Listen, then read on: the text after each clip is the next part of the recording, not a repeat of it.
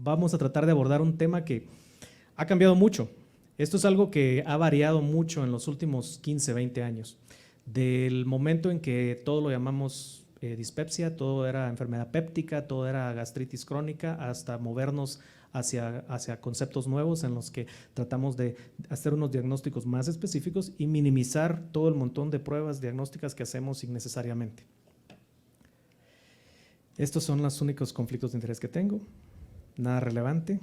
Y vamos a hablar de lo que es dispepsia, la función normal, qué es dispepsia funcional y qué es gastroparesia. Y vamos a tratar de hacer unas recomendaciones finales al final. ¿Qué es dispepsia? Bueno, dispepsia es esa incomodidad que ustedes tienen en el epigastrio, en el abdomen superior. Incluye todos esos síntomas. Puede ser dolor, puede ser saciedad, puede ser presión. Hay algunos niños que refieren que tienen como que tuvieran una piedra en el estómago. Es sensación de presión, embotamiento, llenos, náusea, unos vomitan. Entonces, todos esos síntomas englobados es lo que nosotros llamamos dispepsia. Dispepsia no es simplemente el que me duele el estómago, ¿no? Sino es mucho más. ¿Y por qué lo hacemos así? Porque tratamos de clasificar esto de una forma diferente. Es una prevalencia alta, o sea, la prevalencia es hasta la mayoría de estudios, hay estudios colombianos, estudios de diferentes partes de Sudamérica, de otras partes del mundo, que la dispepsia, síntomas dispépsicos puede ser hasta el 30% de la población normal. Dispepsia funcional está basada realmente en los criterios de la Roma 4 y la diferencia con gastroparesis es que está diagnosticado o basado en el vaciamiento gástrico. Entonces la pregunta siempre es, si ustedes tienen síntomas dispépticos, que los síntomas para las dos condiciones son los mismos, la diferencia a veces es el tiempo, la severidad, pero los síntomas son similares. Entonces la pregunta es, si ustedes tienen dispepsia, pero el vaciamiento gástrico está retardado, entonces ya es gastroparesis. O si ustedes creen que es gastroparesis, pero el vaciamiento les sale normal, entonces es dispepsia funcional. Eso es lo que vamos a tratar de abordar. Y eso es uno de los problemas con el uso de los criterios de Roma, que los criterios de Roma que no excluye otros diagnósticos, excepto los que están incluidos en los criterios de Roma. Solo clasifica entre un criterio y el otro, pero gastroparesia no existe en Roma 4 o en ningún criterio de Roma. Y todos los criterios al final enuncian que después de una evaluación exhaustiva no se encuentra causa orgánica. O sea, deberemos hacerle exámenes a todos para poder, o sea, es un diagnóstico de exclusión, cuando en realidad la base de los criterios de Roma es evitar hacer esto como un diagnóstico de exclusión, o sea, no hacer que ustedes tienen que hacer la endoscopía, tomografía, ultrasonido, todos los diagnósticos, estudios diagnósticos que existen, y si todo sale normal, entonces es dispepsia funcional. Entonces, eso es los puntos fuertes relativamente débiles de los criterios de Roma. Entonces, nosotros recomendamos que los estudios se deben hacer en base a señales de alarma, ¿no?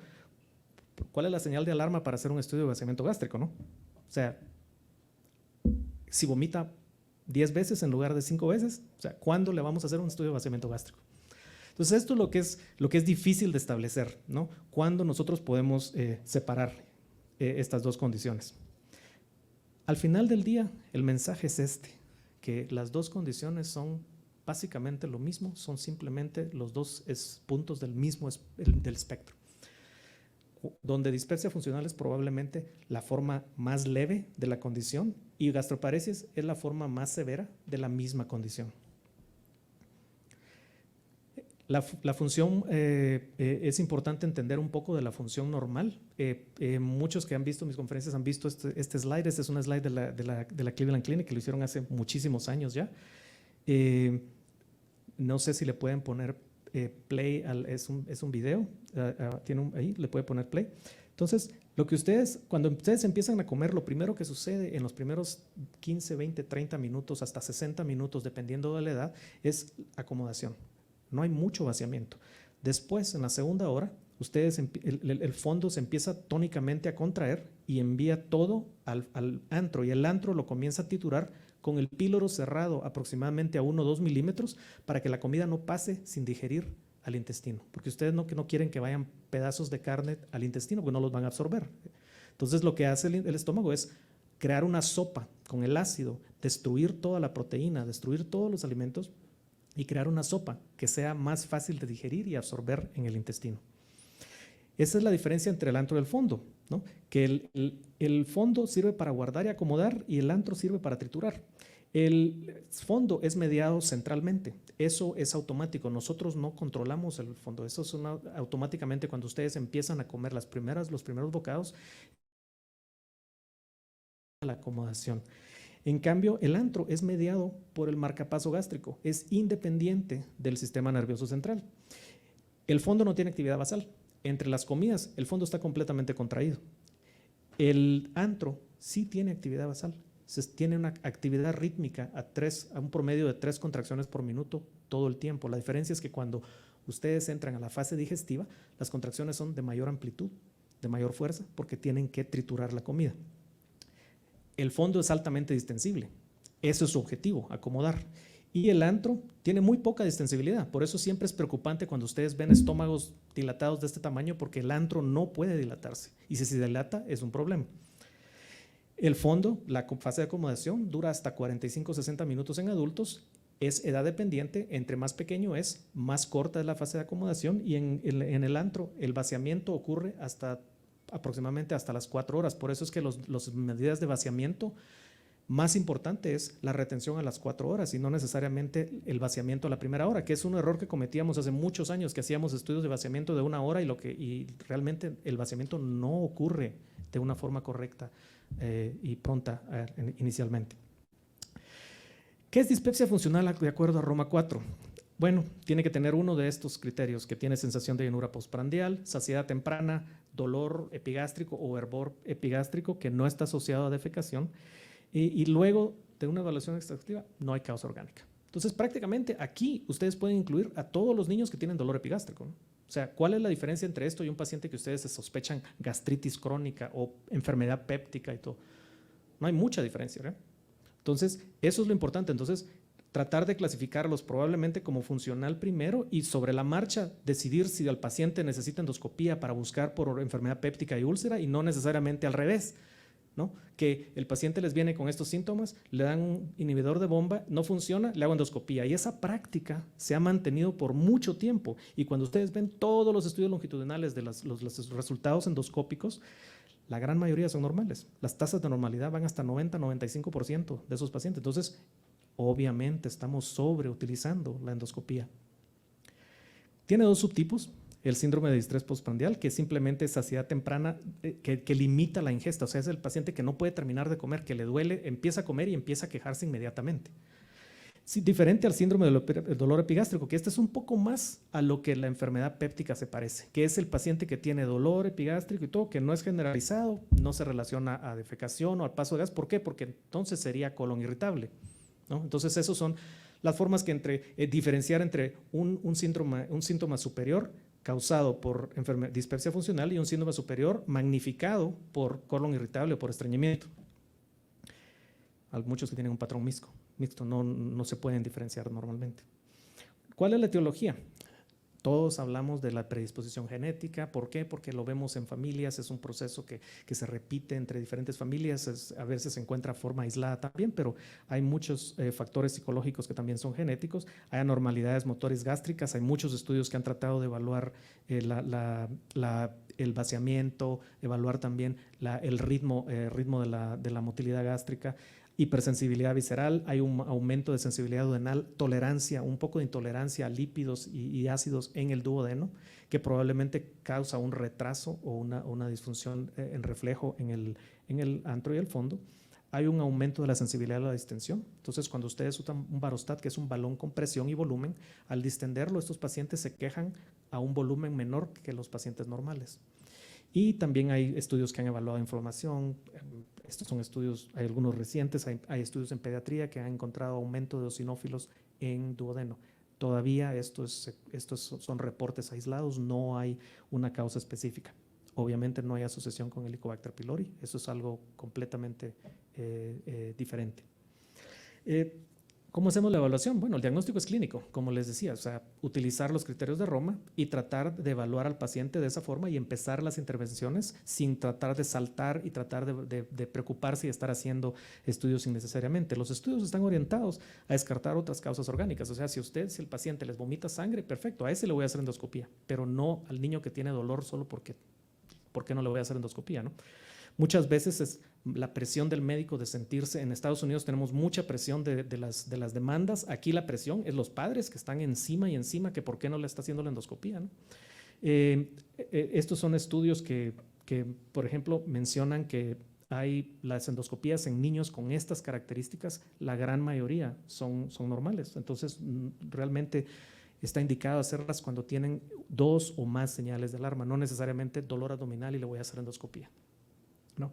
Y el vaciamiento gástrico, que hay muchos estudios recientemente, tanto en adultos y muchos estudios recientes en niños, que el vaciamiento gástrico puede estar retardado en estos pacientes. La diferencia es que no está tan retardado a los niveles que nosotros vemos en promedio en gastroparesia. Por ejemplo, lo normal es menos de 10% de retención a las 4 horas con un estudio hecho con sólidos, y estos pacientes pueden tener entre 10 y 20% de retención, que es lo que llamamos retención leve. Eso es lo que usualmente vemos en pacientes con dispepsia funcional. Entonces, el tratamiento es médico. Describimos la ciproheptadina hace mucho tiempo. Es muy útil, probablemente se ha convertido en el medicamento más efectivo para este tipo de síntomas. Utilizamos algunos otros también, que unos son más motores, otros son más sensoriales, otros son más para náusea, más para otro tipo de síntomas. Y también tenemos terapia alternativa, utilizamos moduladores del dolor en los que también hay mucho componente psicológico que magnifica un poco más la condición.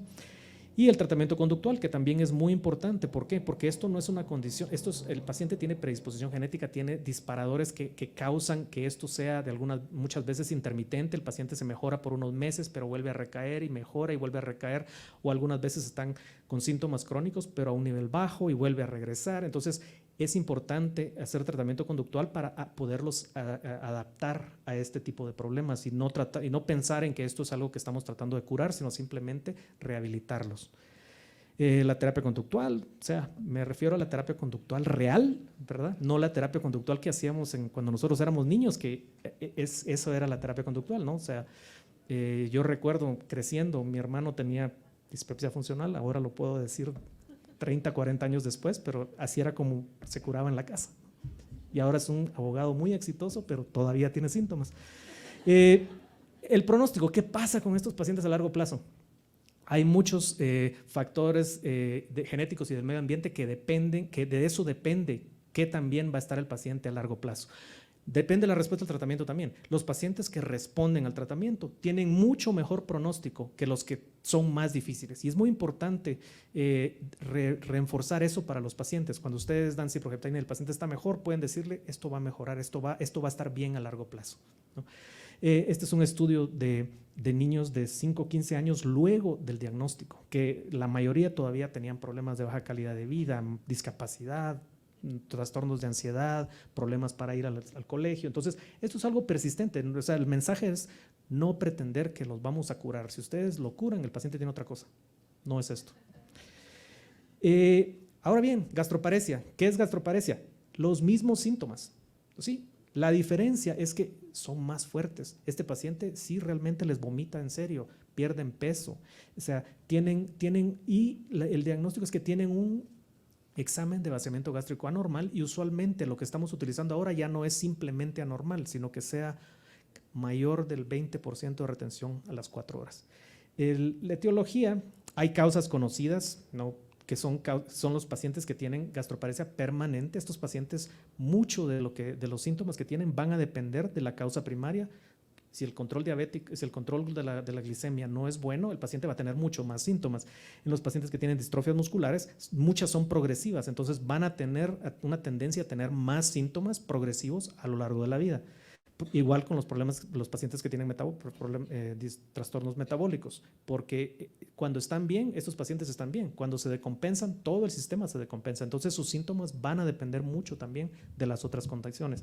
Infecciosas se han reportado por muchos años. Hablamos de gastroparesis postinfecciosa desde hace 20 años.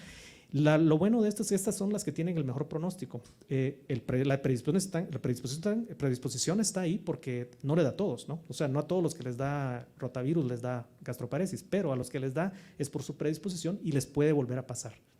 Pero la recuperación es exitosa en la mayoría, aunque vuelvan a recaer después. relacionada a medicamentos, a otro tipo de condiciones que no pasa tanto en nosotros, pero… Y la posinfecciosa que, como les decía, se ha descrito desde hace muchos años, pero todos se recuperan, pueden volver a recaer por otra infección, pero el mensaje es que siempre tienden a recuperarse. La evaluación es el tránsito, medicina nuclear, hay otros exámenes que se utilizan, los europeos usan mucho el test de aliento, en Asia usan mucho el ultrasonido, estamos utilizando mucho la cápsula inalámbrica en Estados Unidos ahora. Se utiliza la actividad mioeléctrica. Lo que mide es un electrogastrograma, lo que mide es el ritmo gástrico, no les mide función. Entonces, esto es un estudio accesorio, no es un estudio primario para diagnosticar. Igual que la motilidad gastroduodenal, es un estudio que es demasiado invasivo para el problema que estamos tratando.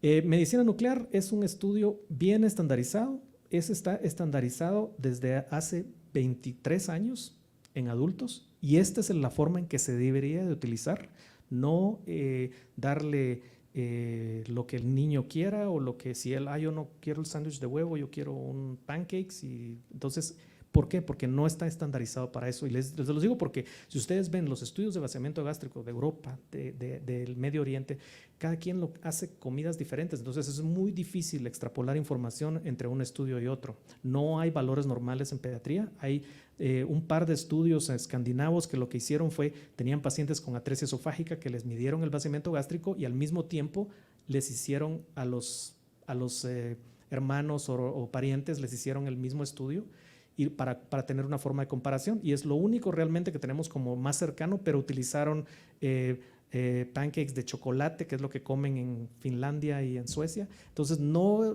realmente lo podemos comparar con lo que hacemos acá, ¿no? O sea, no vamos a empezar a hacer estudios de vaciamiento gástrico con arepas, ¿no? Entonces, lo que es importante es ya está estandarizado de esta forma, entonces lo vamos a utilizar de esta forma. Y se puede utilizar los valores de adultos desde los 6, 8 años de edad. Pueden utilizarlo. Muy probablemente desde los 3 o 4 años realmente ya lo podríamos hacer y utilizar los mismos valores del adulto. Ya hay estudios que demuestran eso.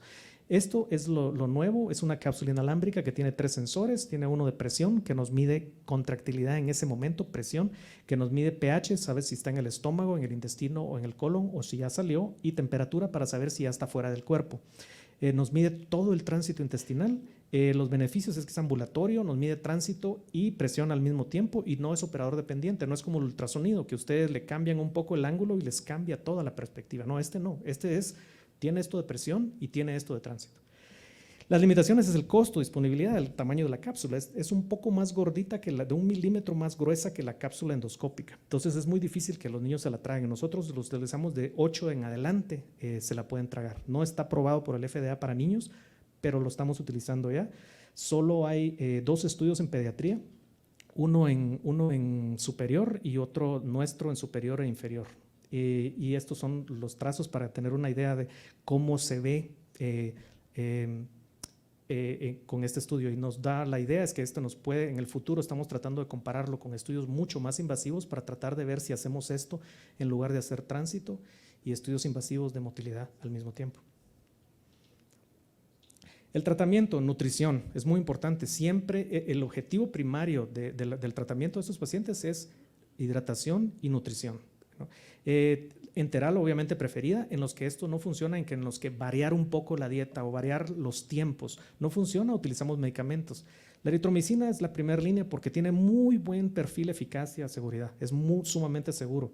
Es bueno darlo en ciclos para evitar tolerancia.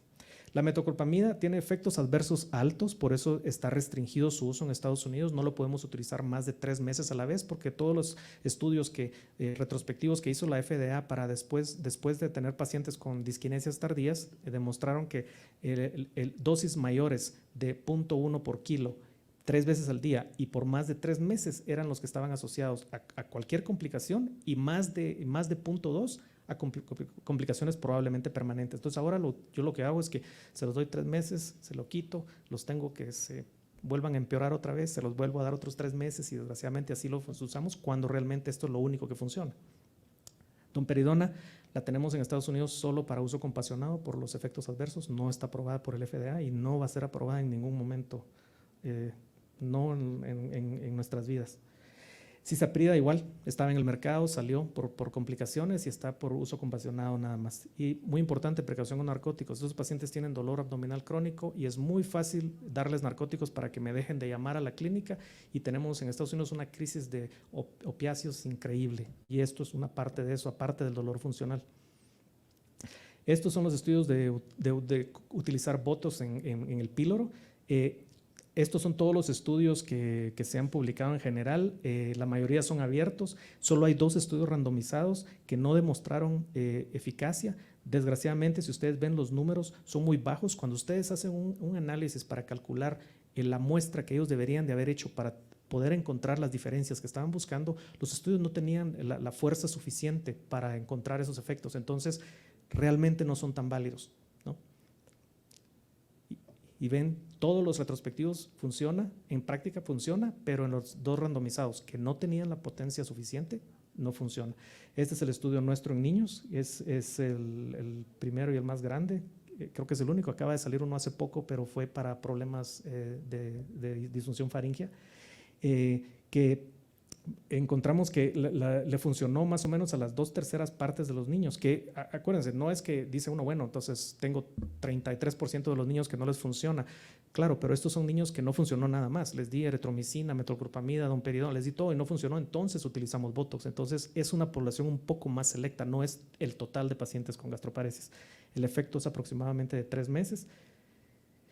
Y después cirugía, tubos entéricos, para asistencia, para gastroyeyunostomías o tubos de gastrostomía, y también tenemos el marcapaso gástrico, que lo utilizamos muy raras veces. En realidad fue un boom hace aproximadamente 10, 15 años, todo el mundo lo utilizaba, creo que se utilizó demasiado porque ahora lo utilizamos mucho menos, pero es algo que lo utilizamos, funciona en casos severos. El objetivo es como el marcapaso gástrico. Ustedes ponen un marcapaso que va a hacer un override del estómago. Si ustedes utilizan mayor carga y mayor frecuencia, van a suprimir el marcapaso gástrico y el nuevo marcapaso va a tomar a cargo. Y ahora, para cerrar, esto es un estudio largo que presentamos ya hace mucho tiempo, de pacientes que seguimos por muchos años, alrededor de 225 pacientes, que lo importante que ustedes le pueden decir al paciente en general de qué pasa con ellos a largo plazo es que si los síntomas, cuando tienen problemas de base como enfermedad mitocondrial, trastornos metabólicos y todo, esos pacientes van a seguir con síntomas, no se van a curar. Y también que la respuesta, los que responden a procinéticos, les va bien en general. Entonces eso es un mensaje que se puede utilizar. ¿Qué pasa con estos pacientes a largo plazo? De los 204 que tenemos seguimiento a largo plazo, esta es la tasa de cura a largo plazo. El 100% de los que se curan, tardan aproximadamente 3 años, aproximadamente un poco menos de la mitad en 6 meses. Y de resolución total estos son los números. O sea, hay hasta un 40% después de los 3 años que todavía tienen síntomas. Entonces, eso es importante. O sea, esto no es un paciente que ustedes le pueden decir, mire, le voy a dar eritromicina y se acabó el problema, porque no sucede así. Bueno, para terminar, si un paciente cumple criterios de dispepsia funcional, trátenlo como dispepsia funcional. No necesitan hacer endoscopía, hacer tomografía, correr a hacer el estudio de vaciamiento gástrico, ¿no? Lo tratan como tal. Si el paciente no responde, entonces consideran hacer un estudio de vaciamiento gástrico. Si el estudio de vaciamiento gástrico sale sumamente anormal, entonces lo pueden tratar como gastroparesis. La diferencia es que los síntomas no les van a ayudar a diferenciar entre gastroparesis y dispepsia funcional. Hay cualquier cantidad de estudios en adultos y en niños que no correlacionan los síntomas con el estudio de vaciamiento gástrico. Simplemente es un estudio que les mide cuánto tarda en moverse esto del estómago al intestino, pero elimina otro montón de variables, sensibilidad, acomodación, tono. O sea, hay muchas cosas que no estamos midiendo, entonces el estudio no les va a decir por qué el paciente tiene síntomas. Y si el vaciamiento gástrico es bastante normal, bueno, entonces lo utilizamos, lo tratamos como gastroparesis. ¿Por qué no lo tratamos antes? Porque les enseñé todos los tratamientos que tenemos para gastroparesis, todos los efectos adversos de los medicamentos. El otro es ponerle Botox, que también tiene efectos adversos. Entonces es sumamente invasivo, entonces no es necesario ponerlos de primera. Gracias.